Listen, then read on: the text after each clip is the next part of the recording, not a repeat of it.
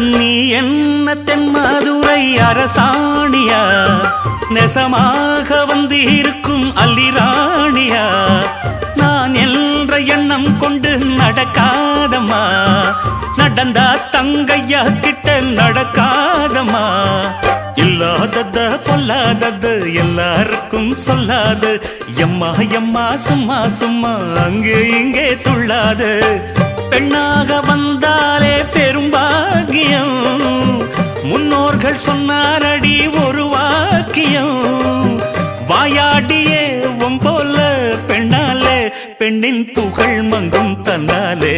பாட்டு படிக்கும் குயிலே உன் பாட்ட நீ பாட்டு ஒயிலே.